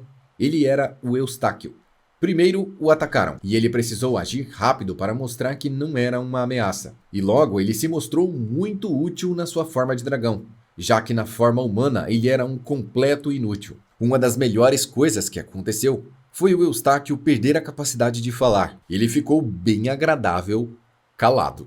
E Eustáquio lentamente foi mudando a sua personalidade e aprendendo a viver em sua forma de dragão. Depois que ele já havia aprendido uma boa lição, Aslan se aproximou dele e o transformou em humano novamente. Depois desses acontecimentos, ele nunca mais voltou a ser o mesmo. E por causa desse acontecimento, essa ilha foi nomeada de Ilha Dragão. Um pouco depois, seguindo jornada no Peregrino da Alvorada, Caspian e sua tripulação precisam lutar contra uma enorme serpente marinha. Ela deu algum trabalho para eles, graças a seu tamanho e força. Depois de enfrentar o monstro, eles foram parar em uma ilha muito isolada. Ela tinha traços da magia negra no seu interior, e dentro das cavernas havia uma pequena fonte de água, que convertia tudo o que tocava a água em ouro. Logo, eles descobriram que um dos aliados de Caspian caiu dentro da fonte e se tornou ouro. E a maldade do local logo corrompeu Edmundo. Coitado, esse é o que mais tem fraqueza para ser influenciado pelo mal. Após sofrer uma influência muito negativa, Edmundo briga com Caspian e os dois iniciam uma luta. Mas são parados pela Lúcia, que revela que, na verdade, eles estão sendo tentados pelo mal. Caspian nomeia essa ilha como Ilha da Água da Morte e recupera mais uma das espadas sagradas que não se tornou ouro. Seguindo viagem, os tripulantes chegam a uma próxima ilha. Eles estão cada vez mais distantes e cada vez mais magia e mistérios surgem. Nessa próxima ilha, parecia não ter nada demais. Porém, essa ilha era habitada por um habilidoso mago chamado de O Opressor. Ele estava com medo do perigo que os Telmarinos e também da magia negra que estavam influenciando Nárnia. Então ele decidiu tornar todos os seres vivos da ilha invisíveis. Ele mesmo ficou invisível em sua mansão. Os Tontópodes não eram muito inteligentes e nomearam o mago de O Opressor, por terem ficado invisíveis. Eles são pequenos, têm uma perna só e um pé enorme, e também têm uma força considerável. Eles raptaram a Lúcia e pediram para ela cumprir uma missão. Caso contrário, eles fariam mal aos seus companheiros. Lúcia decide ir, e basicamente ela precisou invadir a casa de um mago e recitar uma magia de um livro de feitiços, que tornou todos os invisíveis da ilha visíveis novamente. Lúcia se aproveitou dos feitiços e roubou algumas ideias para usar depois. Quando tudo voltou à vista, ela conheceu o mago, e ele a reconheceu como Rainha de Nárnia. O mago era realmente bom, mas os Tontópodes estavam exagerando. Este mago criou para eles um mapa perfeito de toda a região, para que eles pudessem navegar sem nenhum problema. Coriakin, o mago, os ajudou como podia, mas não os acompanhou em sua jornada. Caspian deu para essa ilha o nome de Ilha do Urso. Já na próxima viagem, eles chegaram a uma ilha cheia de escuridão, e nela haviam outros lordes, aliados do pai de Caspian. E agora, com quase todas as espadas, eles vão para uma ilha vizinha, onde encontram uma mesa de um banquete. Muito bem feita e parece ter sido acabada de produzir. E nessa mesa estavam os lordes que faltavam. Eles estavam cercados por raízes, em um estado de coma hipnótico. Eles não conseguiam se mover nem interagir com a realidade. Então, uma estrela azul desceu do céu e foi falar com eles. A estrela tomou forma humana e explica para Caspian e os outros que aquela é a mesa de Aslan e um banquete foi posto para eles. Os lordes foram enraizados porque brigaram na mesa, e isso é completamente proibido. Assim, foram colocados para dormir. Apesar de ter duas pessoas que se sentaram ali para comer e foram completamente presas e paralisadas, a estrela garantiu que era seguro. Podem sentar ali e comer do lado dos caras paralisados que não dá nada. Eu não iria de jeito nenhum. E você?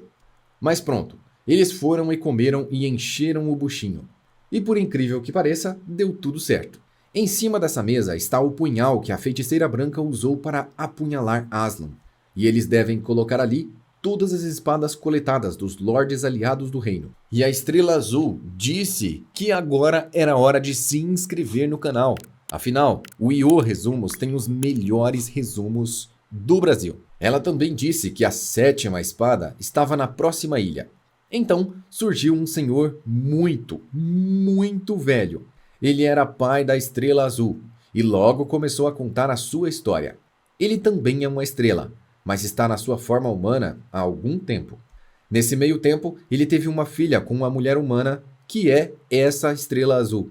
Caspian, após ouvir tudo isso, decidiu subir no seu barco e continuar a viagem para os confins do mundo. No caminho, eles se encontraram com um bosque submarino. E aqui, a história original e a história do filme ficam bem diferentes. Havia uma civilização completa dentro da água, como sereias, tritões e animais marinhos gigantescos. E eles continuaram em frente em direção ao desconhecido. Chegou um momento em que o céu estava em um tom azul intenso. O mar estava calmo e cheio de flores. E apesar das velas do Peregrino da Alvorada estarem sendo sopradas pelos ventos, o navio não se movia. E um clima agradável tomou conta do ambiente. Era como se uma força mágica estivesse segurando o navio naquele lugar. Hip-Tip foi o único corajoso a saltar na água primeiro, e logo descobriu que a água daquela região é doce. E a lenda estava ali. Eles tinham encontrado o fim do mundo. O navio não poderia passar daquele ponto. Então Caspian e companhia pegaram uma carona e começaram a remar em direção à praia. Eles batizaram essas águas de Mar de Prata e desceram nas terras antes do país de Aslan, que na verdade é o pós-vida. Nessa praia, uma gigantesca onda se mantém no alto sem cair. E aqui, os filmes nos ajudam a entender melhor todo esse cenário místico. Caspian decidiu não entrar. Hip-Tip decidiu partir, seguindo para o pós-vida como um orgulhoso guerreiro. Mas Caspian sabia que Nárnia precisava dele. E o seu pai Caspian IX lutou para que ele governasse um reino em paz. E assim ele decide voltar. No filme, a fumaça verde maligna e a missão de reunir as espadas dos 7 fidalgos de Telmar para derrotar esse mal foi uma criação exclusiva do filme. Essa história não existe nos livros. A jornada do Peregrino da Alvorada é voltada para aventuras individuais de ilhas diferentes. Cada ilha apresenta desafios ou lições únicas. Mas não há um grande mal como uma fumaça verde que conecta tudo. Na minha humilde opinião, para quem entende de Bíblia e é cristão, essa parte é a mais impactante de Nárnia. Logo a seguir, Eustáquio, Lúcia e Edmundo viram um enorme jardim. E no meio dele veio um cordeiro. O cordeiro se transforma em um leão, revelando ser Aslan, e explicou para eles que Lúcia e Edmundo não voltarão mais a Nárnia, e que eles devem encontrar o seu próprio mundo a resposta para suas perguntas. A seguir, ele convidou os humanos a voltarem para seu mundo, e abriu um portal para voltarem para casa. Aslan disse que no mundo humano ele tem outro nome, e que eles deveriam buscar e encontrá-lo.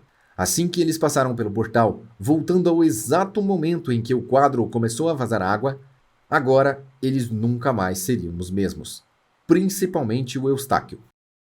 Em Nárnia, 4 anos após esses acontecimentos, o rei Caspian X se casou com a Estrela Azul. Sim, o cara se casou com uma estrela. Ela era uma híbrida de estrela com humano, e por isso ela conseguia mudar de forma.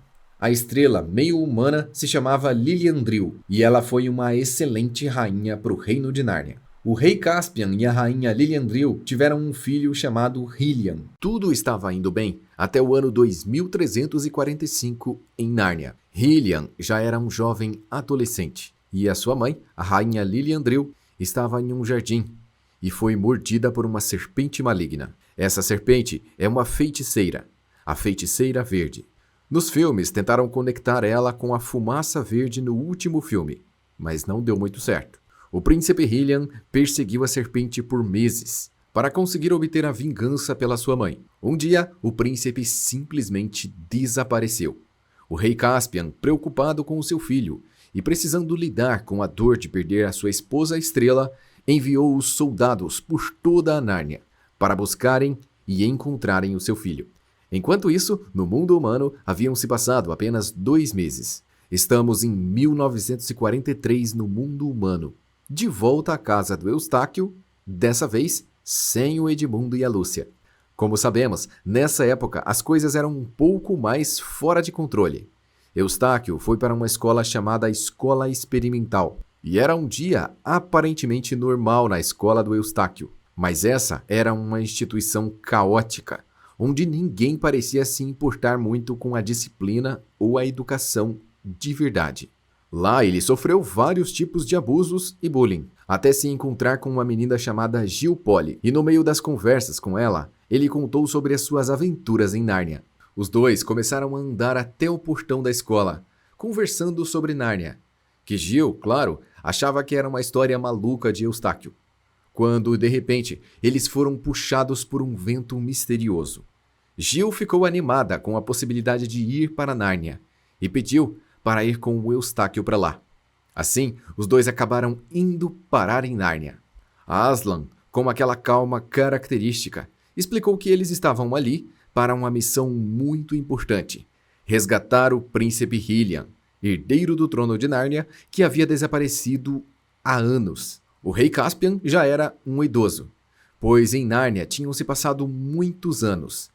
E ele estava em uma profunda tristeza, porque logo após perder a sua esposa, o seu filho saiu caçando a Serpente Verde e desapareceu. E Aslan envia Gil para a mesma região onde estava o Eustáquio, porque eles haviam se separado na chegada. Então, o rei Caspian se despediu de todos os seus súditos e disse que ele sairia em uma viagem em busca do seu filho desaparecido. Lembra do anão Trumpkin? Ele foi nomeado como rei de Nárnia enquanto Caspian estava fora. Apesar dos anões viverem muito mais tempo que os humanos, ele já estava bem idoso e quase surdo. Eustáquio e Gil tentaram explicar para ele a sua missão, mas isso era algo praticamente impossível. Mas os narnianos, no geral, sabiam das antigas lendas do Menino Dragão, que acompanhou os reis e rainhas de Nárnia, e deram para eles roupas e comida. Então, na calada da noite, Gil e Eustáquio escaparam voando nas costas de uma coruja gigante. Afinal, o rei regente não os deixou ir, e as corujas os levaram o mais longe possível, onde chegaram a um pântano onde vive um homem-sapo. Ele se chama Brejeiro e é da raça dos seres do pântano. E os dois pediram ajuda para encontrar o príncipe. E após aceitar, esse trio improvável iniciou uma série de missões para localizar o príncipe Hilian, o futuro rei de Nárnia e o herdeiro legítimo do trono. O Brejeiro é muito alto, magro e verde, e tem membranas entre os dedos das mãos. A primeira missão foi invadir o reino dos gigantes, que estava em ruínas. Porém, não foi só o reino dos gigantes que acabou. Os gigantes também se tornaram quase selvagens e ficaram muito mais estúpidos ao longo dos anos. Então, após atravessar a ponte do reino dos gigantes, eles se depararam com uma mulher que estava em um cavalo preto, toda vestida de verde, acompanhada de um cavaleiro de armadura, com o rosto coberto por um elmo. Spoiler número 1. Esse cavaleiro é o rei Hilian hipnotizado. Como a intuição do Brejeiro não falha, ele disse que eles não deveriam confiar naquela mulher, Mas os viajantes não quiseram aceitar o conselho dele. Ela disse que se eles quisessem descansar dessa longa jornada, eles deveriam ir até a sua casa. Spoiler número 2. Essa mulher é a serpente, a feiticeira verde. Ela disse que dentro da mansão viviam gigantes muito gente boa, que estavam dando um banquete e se eles fossem até lá, poderiam se deliciar de uma refeição farta. O único problema é que a mansão dos gigantes ficava no caminho contrário, mas eles estavam tão cansados, tão exaustos, que estavam aceitando qualquer coisa. E eles decidiram ir. Durante a viagem, começou uma forte nevasca, e eles ficaram terrivelmente gelados em uma trilha que parecia não ter fim. Com os dedos congelados, muita fome e muito cansados, eles andaram dias até chegar no local. Se tratava de Harfang, o Castelo dos Gigantes. O que eles não sabiam era que os gigantes estavam os esperando para servir o banquete, pois eles seriam o prato principal. Ao baterem nas portas do castelo, eles se identificaram como convidados da mulher vestida de verde, e os gigantes deram um quarto para cada. Eles puderam tomar banho, comer e se aquecer. Ao dormir, Gil sonha com Aslan. Ele perguntou qual era a missão que ele tinha dado a eles, mas ela já não se lembrava de mais nada. Então Aslan mostrou para ela tudo novamente, clareando as suas memórias. Esse esquecimento veio graças à poderosa magia maligna envolvida ao abandonar o caminho correto que eles estavam trilhando. Aslan então a levou até a janela do castelo, para que ela olhasse no horizonte. Gil olhou por todo o caminho que eles percorreram a pé e se deu conta que eles se desviaram do caminho a apenas algumas horas do destino final. Eles já haviam praticamente chegado e já tinham quase cumprido o objetivo, mas preferiram andar por dias no caminho contrário para descansar. E o preço de desviar do caminho foi alto demais, porque agora eles estavam presos dentro desse castelo e distantes do seu destino. Quando Eustáquio e Gil se deram conta de que seriam um ingrediente principal, eles começaram a fugir pelo castelo e encontraram dentro da cozinha uma passagem subterrânea. Eles entraram por um caminho que os levou até o submundo. Lá, eles ouviram vozes misteriosas e elas estavam perguntando o que eles foram fazer ali. Era uma população de criaturas e um gigante. Estes seres levaram os três para a Rainha das Profundezas, para que ela decidisse o que seria feito com eles. A Feiticeira Verde governa o submundo, e é a mesma figura que os enganou no início da jornada. Ela também é a rainha do submundo. Porém, ao chegarem ao castelo, ela não estava, mas o cavaleiro de armadura, que sempre a acompanhava, estava. E logo ele começou a contar sua história para os viajantes. A Feiticeira Verde, que ele considerava sua rainha, prometeu que um dia ele seria o novo rei de toda a Nárnia. E apesar de ter uma fé inabalável na Verdinha, ele mesmo não se lembrava de nada antes de conhecê-la, porque ele havia perdido a memória. Este é o príncipe que eles estão procurando, e ele foi iludido e teve a mente controlada. E ele acreditava dever a vida para a Feiticeira Verde, por ela ter salvo a vida dele no passado. Outra manipulação. Hylian, o filho do rei Caspian X, foi enfeitiçado pela Feiticeira Verde após sair em busca de vingança pela morte da sua mãe. A feiticeira o capturou e o manteve no submundo, onde o controla com um feitiço que faz ele esquecer quem ele é realmente e aceitar a sua submissão. Hylian vive sobre o feitiço a maior parte do tempo da sua vida, mas uma vez por dia ele recobra sua verdadeira sanidade, ficando ciente de quem é e do que está acontecendo. Durante esse período, ele tenta resistir ao feitiço e fugir, o que representa um perigo para os planos da feiticeira. Para impedir que ele escape ou revele a verdade, a feiticeira o amarra em uma cadeira de prata, onde ele fica aprisionado durante todo esse episódio de lucidez. A feiticeira manipula a situação, dizendo que esses são momentos de crises de loucura, que ele deve ser contido para sua própria segurança. Ela também convenceu o príncipe de que ele precisava manter a armadura e o rosto sempre cobertos. Eles perceberam que aquela história era a coisa mais sem noção que eles já haviam ouvido na vida. E logo, ele pede para ser amarrado na cadeira de prata, pois a sua loucura está voltando.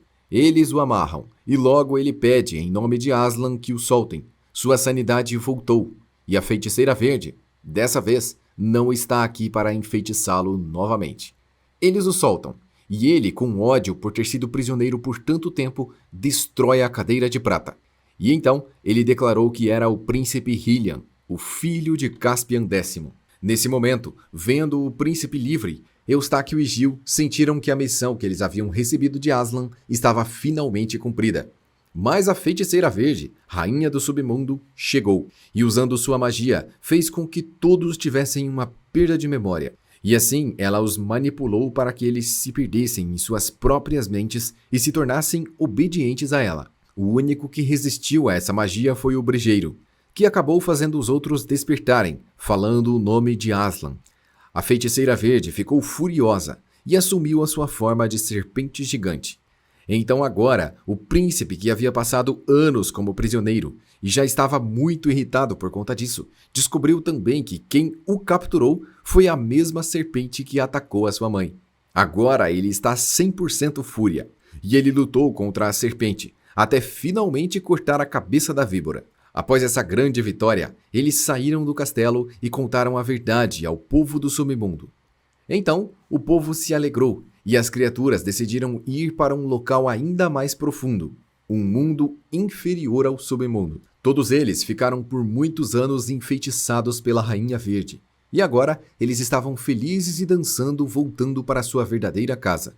Agora Eustáquio, Gil e o brejeiro precisam voltar para a superfície, e eles encontraram uma rachadura. Ao conseguirem sair do submundo e voltar para o mundo normal, eles estavam de volta no centro de Nárnia e voltaram para o início da jornada. Então eles pediram ajuda aos narnianos.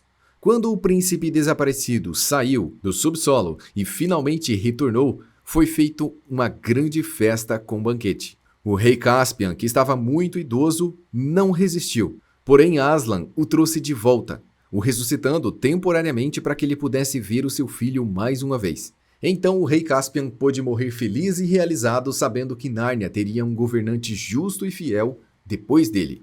Agora Nárnia está nas mãos do rei Hylian. Aslan disse que a aventura de Eustáquio e Gil acabou, e que eles precisam voltar para o seu próprio mundo. Eles foram levados de volta à escola experimental, e todos os colegas abusivos os viram acompanhados de um enorme leão, e ficaram apavorados. Então Aslan se foi, e a vida deles mudou completamente, porque ninguém nunca mais fez nenhum mal para eles. Então, 6 longos anos se passaram, e foi feita uma reunião entre Dígore, Poli, Pedro, Edmundo, Lúcia, Eustáquio e Gil, todos 6 anos mais velhos. Eles se reuniram para falar sobre Nárnia e as suas experiências naquele mundo. Todos sentiam saudades da época em que podiam ir e ajudar em um denso mundo mágico. Mas agora já não podiam ir mais, pois já não eram mais crianças. Estamos no ano de 1949, e o Sr. Dígore, o primeiro viajante, foi o responsável por reunir todos os viajantes de Nárnia. Essas reuniões aconteceram algumas vezes, até que Susana decidiu não participar mais. Ela não queria mais ouvir falar de Nárnia. Nessa última reunião, sem a Susana, eles tiveram uma visão de um homem amarrado a uma árvore pedindo ajuda. Logo a visão desapareceu e eles ficaram aflitos tentando descobrir uma forma de ir até Nárnia. Dígore decidiu que iria cavar nas antigas raízes da macieira e desenterrar os 4 anéis do tio André. E para fazer isso, todos entraram em um trem. Eles queriam apenas ir até o local onde estavam as antigas raízes da macieira, mas foi o trem que os levou para Nárnia. Ao entrarem no trem, um grande choque passou pelos seus corpos. E logo, eles não estavam mais no seu próprio mundo. Eustáquio e Gil foram enviados para perto do homem amarrado, e os outros foram enviados para uma sala escura. Aquele homem amarrado à árvore era o atual rei de Nárnia. Esses 6 anos no mundo humano representaram 200 longos anos em Nárnia e muitas mudanças. Esse era o rei Tirian. O legado de Caspian X foi um sucesso. Durante 2 séculos inteiros, Nárnia viveu em paz. Mas no ano de 2555, um macaco teve uma péssima ideia. Ele e o seu amigo burro decidiram se passar pelo Aslan. E assim, o burro se vestiu com uma pele de leão, e o macaco o convenceu de que ele poderia se passar por Aslan. Assim, eles poderiam enganar todos os narnianos e conseguirem tudo o que desejavam. Nessa época, muitos narnianos, como o macaco e o burro, já não acreditavam em Aslan. Ele se tornou apenas um mito. Já o nome de Tesh era famoso e temido, o poderoso deus dos Calormanos, que estava em evidência. Ao verem o burro vestido de leão, todos os animais se curvaram, e o vendo, acreditaram que aquele era Aslan. O único que não acreditou que aquele era o verdadeiro leão foi o líder dos centauros. E enquanto isso, o macaco, adepto ao culto a Tash, fez vários acordos com os Calormanos, e eles estavam por toda a Nárnia. Eles se aproveitaram da terra estrangeira e começaram a destruir tudo pela frente, arrancando árvores, recursos naturais e alterando o ambiente rapidamente. O problema é que as árvores que eles estavam cortando e usando para vender a madeira eram seres racionais. Em nome do falso Aslan, o macaco se tornou um líder tirano, que escravizou os animais e os vendeu para os Calormanos. Então entramos no período mais sombrio e terrível de Nárnia, que estava só começando. Os seres místicos e animais obedeceram fielmente seu líder Aslan, mesmo não fazendo nenhum sentido, ou sofrendo muito no processo. Eles obedeceram porque o poderoso leão voltou para eles, e a fé deles era inabalável. Dessa forma, todos passaram a temer a fúria do Aslan falso. O burro, dentro da pele do leão, ficava escondido o dia todo, enquanto o macaco reinava absoluto em Nárnia. Foi ele quem tirou o rei de Nárnia do trono e o humilhou, a ponto de amarrá-lo a um pântano, fazendo o rei Tirian perder completamente o respeito do seu povo. Tirian, desesperado, gritou pela ajuda dos reis e rainhas de Nárnia, que viviam em outro mundo, e que alguém o ajudasse a se libertar da opressão de Tesh. Então todos os humanos que foram para Nárnia para ajudar foram convocados de uma única vez. Tirian, por ser descendente de uma estrela, possuía um certo poder mágico, e foi capaz de abrir uma passagem para outro mundo. Eustáquio e Gil libertaram o rei Tirian, e foram para uma torre que estava próximo dali. Era um local com armas, alimentos e armaduras para soldados. E assim os três se disfarçaram de Calormanos, e se infiltraram em Nárnia. Gil foi a primeira a invadir os aposentos de Aslan, e descobrir que ele era um farsante. Porém, algo fora do normal aconteceu. Quando eles desmascararam o falso Aslan, as criaturas ficaram revoltadas, e principalmente os gnomos. Eles não aceitaram essa realidade, dizendo que Aslan não existia. Era apenas uma lenda, assim como a pele no burro. E agora, eles viveriam sem Aslan e sem reino, e estariam, a partir de agora, por conta própria. A fé das criaturas de Nárnia estava severamente abalada. O macaco havia inventado a história de que Aslan havia devorado o rei por desobediência. Sendo assim, ele rotulou Aslan como um tirano. E assim, a figura de Aslan ficou manchada, como um opressor que ninguém queria seguir. O macaco, que já havia se adiantado e sabia que um dia sua farsa seria descoberta, se aliou ao líder do povo Calormano. Eles foram capazes de enganar e iludir ainda mais o povo de Nárnia, fazendo eles acreditarem que o deus dos Calormanos, Tash, era na verdade a outra face de Aslan. E assim, mentiram, dizendo que Aslan era conhecido como Tesh na Calormânia, e ambos eram o mesmo deus. E o termo Teshlan foi criado para mostrar que ambos eram o mesmo. Assim, praticamente todos os narnianos se tornaram adoradores do demônio Tash. E pelo povo narniano adorar e invocar Tash, nem deu tempo de ficarem selvagens. O poder de Tesh invadiu Nárnia e começou a se manifestar nos céus. Alguns poucos animais entenderam que algo terrível estava para acontecer, enquanto os Calormanos invadiram e tomaram o controle total de Nárnia. Uma águia fugiu do local e se encontrou com o rei, contando para ele tudo o que havia acontecido. Os Calormanos invadiram com violência e levaram a vida de centenas de narnianos, que não conseguiram nem ao menos reagir. Então o rei reuniu todos os narnianos que ainda acreditavam em Aslan e começou a se preparar para a batalha. Mas o exército dos Calormanos era enorme e muito bem treinado e equipado. Eles tinham as melhores armas e as melhores armaduras. Os gnomos e anões começaram a atacar tanto os Calormanos quanto os narnianos. Os narnianos foram reduzidos até chegar ao ponto de que foram quase completamente erradicados. Os Calormanos superaram em número, força e estratégia. Então, o gigantesco Tesh se manifestou em Nárnia. Pela primeira vez, seu corpo físico estava completamente ali, naquele mundo.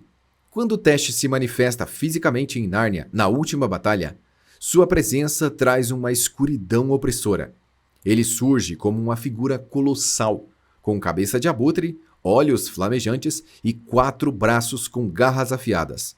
Os Calormanos, apesar de terem invocado seu nome para enganar os Narnianos, nunca esperavam que ele realmente fosse aparecer.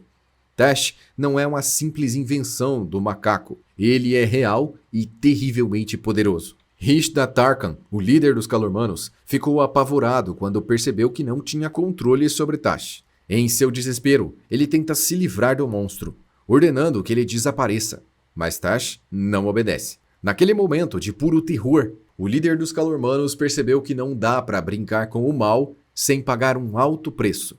Quando sua covardia atinge o ápice, Tesh o agarra e o leva embora para o seu próprio mundo. Já o macaco manipulador já havia perdido o controle sobre toda a situação. Seu fim acontece de uma forma humilhante e sem nenhuma dignidade. Os próprios Calormanos, cansados das suas mentiras e percebendo que não precisavam mais dele, o eliminaram. Enquanto isso, o rei Tirian, o último rei de Nárnia, junto com seus poucos aliados, travava uma batalha desesperada contra os Calormanos. No auge da batalha, Tirian é empurrado para dentro de um estábulo. Até aquele momento, os Narnianos acreditavam que o estábulo era uma ponte para a morte, onde Tesh esperava para devorar suas vítimas. Mas ao cair dentro do estábulo, Tirian descobre que a porta para o estábulo não é o que parece. Em vez de um pequeno e escuro abrigo, ele se encontra com um mundo vasto, verde e iluminado. Muito maior e mais belo do que qualquer lugar em Nárnia. É nesse mundo misterioso que Tirian se reencontra com os antigos reis e rainhas de Nárnia. Pedro, Edmundo, Lúcia, Dígore e Polly, além do grande leão Aslan. Aqui fica claro que o rei Tirian, na verdade, perdeu a batalha e morreu na mão dos Calormanos. Eles explicam para ele que aquele lugar onde ele chegou é a verdadeira Nárnia, uma versão mais real e eterna do mundo que ele conhecia. Aslan revela que a velha Nárnia chegou ao fim, foi consumida pela maldade e pelo próprio cumprimento do seu destino. E ele mesmo vai dar um fim em todo aquele mundo, desfazendo tudo o que existe lá, incluindo os Calormanos. Enquanto isso, os anões que haviam sido capturados pelos Calormanos também são lançados no estábulo, mas mesmo estando no Novo Mundo, eles se recusam a encarar a realidade. Cegados pelo cinismo e pela descrença, eles veem apenas escuridão ao seu redor, presos na sua própria falta de fé, como se estivessem cegos. Nos momentos finais, Aslan ordena que o mundo antigo seja encerrado. Os céus se enrolam como um pergaminho, as montanhas desmoronam e as águas invadem a terra. Todos os seres de Nárnia são chamados para julgamento. Aqueles que amaram e serviram Aslan são convidados para entrar na verdadeira Nárnia. Os outros, incluindo as bestas selvagens e criaturas malignas, são lançados para longe, nas trevas. Por fim, Aslan fecha a porta de Nárnia para sempre. Seu rugido faz as estrelas caírem do céu e o mundo antigo se tornar escuridão. Do meio dessa escuridão surge o Pai do Tempo. Um gigante tocou uma trombeta ao lado de Aslan, até que toda a antiga Nárnia foi completamente destruída. O Pai do Tempo pegou o sol nas mãos e o espremeu, fazendo-o se tornar a completa escuridão. E Aslan então convida seus fiéis seguidores para explorar a verdadeira Nárnia, um mundo maior e mais maravilhoso do que jamais podiam imaginar. Pedro, Edmundo, Lúcia, Eustáquio, Gil, Dígore e Polly perceberam que estão apenas no começo de uma nova aventura. E Pedro fecha para sempre a porta para a antiga Nárnia, que agora estava completamente destruída. O verdadeiro mundo de Nárnia é maior e mais maravilhoso do que qualquer coisa que eles poderiam imaginar. Uma águia surgiu, dizendo que aquele é o mundo de Aslan, a verdadeira e mais maravilhosa realidade que existe, o país de Aslan. Então Lúcia se encontra com o Sr. Túmenos, e logo eles se reencontram com todos os velhos amigos das aventuras anteriores. A verdade é que Pedro, Edmundo, Lúcia, Eustáquio, Gil, Dígore e Polly entraram em um trem no mundo humano para irem buscar os 4 anéis, lembra? Então, o trem que eles entraram sofreu um acidente e todos morreram. Eles foram lançados em Nárnia, pois suas vidas no mundo humano acabaram. Não há mais mundo humano para eles voltarem. O acidente de trem foi devastador. E todos eles perderam a vida na hora. Nesse caso, apenas Susana sobreviveu. A última aventura contra Tesh e a viagem para a verdadeira Nárnia os levaram para um mundo mágico e infinito, onde eles nunca mais voltariam para casa. E aí, pessoal, alguns comentários aqui sobre o resumo de Nárnia, tá? Se você viu até aqui no final, eu sou o Joel de Paula. Eu nunca tinha feito resumo de livro e foi bem difícil fazer o resumo dos livros. Apesar de gostar muito dos livros de Nárnia, resumir foi muito mais difícil que resumir série, que geralmente eu assisto a série e vou escrevendo. Os livros você lê e escrevendo é bem complicado. Então algumas coisas eu simplesmente peguei de inspiração. Inteligência artificial. Criou-se um mito na internet de que tudo é feito com inteligência artificial. O pessoal comenta que você faz tudo com inteligência artificial. Gente, calma, tá? Não é assim. A maioria das coisas a gente faz com a mão. E se a gente fizesse tudo com inteligência artificial, vocês iam ver que ia ficar uma porcaria, não ia ficar nada legal. Então, se tiver algum errinho, alguma coisa aí, vocês me perdoem, mas isso aqui eu faço na mão, tá? Nesse canal, todos os meus canais eu faço os roteiros na mão. A inteligência artificial ela é uma ferramenta que ajuda, mas não que substitui o humano. E os canais que substituem a mão de obra humana por inteligência artificial não fica legal. Baseado nisso, você deve ter visto algumas imagens. Existem várias ilustrações de Nárnia, mas as imagens eu gerei com o ChatGPT. As imagens que estão aqui no resumo, eu tentei colocá-las o mais real possível de acordo com o livro. Algumas não deram certo, alguns eu peguei alguns outros atores, né? Peguei a atriz principal de His Dark Materials e peguei o ator que faz um rei em Senhor dos Anéis para usar ali alguns personagens que realmente não tem e que a inteligência artificial não estava fazendo bem. Então, a edição desse vídeo é toda feita na mão, esse vídeo é todo feito na mão. E nisso eu também queria oferecer para vocês, está aqui o link na descrição, o nosso curso aqui do canal IO de edição de vídeo. Se você quer aprender a editar vídeo, série, anime, sem tomar direito autoral, entra no curso aqui embaixo. A gente ensina do básico até o avançado em CapCut, em como você vai editar tudo. Não vai ter problema com direito autoral, pode postar no YouTube, pode monetizar, tá bom? Tirando o curso, eu deixei aqui para o final todas as raças, porque Nárnia, se você não sabe, é a obra que mais tem raças e criaturas em todas as histórias. Não tem nenhuma que supera Nárnia. Olha só a quantidade absurda disso. Fênix, unicórnio, ciclope, minotauro, anão, elfo, gigante, gnomo, fauno, dríade, animais falantes, feiticeiros, duendes, globins, arpias, grifos, sereias, serpentes marinhas, seres da água, dragões, tontópodes, ninfas de pétalas, fadas, seres do pântano, mênades, baxus, cavaleiros espectrais, centauros, bruxas, magos e feiticeiros, fantasmas, sátiros, anjos, estrelas regentes, trolls, bestas selvagens, lobisomens, árvores vivas e pégasos. Sério, Nárnia é fora do comum. Eu gosto muito dessa história, demorei demais para fazer esse resumo, mas espero que vocês tenham gostado. E claro, se você ainda não é inscrito aqui no canal, confira os melhores resumos que a gente tem aqui, os resumos que a gente tem no canal, e se inscreva porque a gente vai ter muito mais resumo aqui para vocês.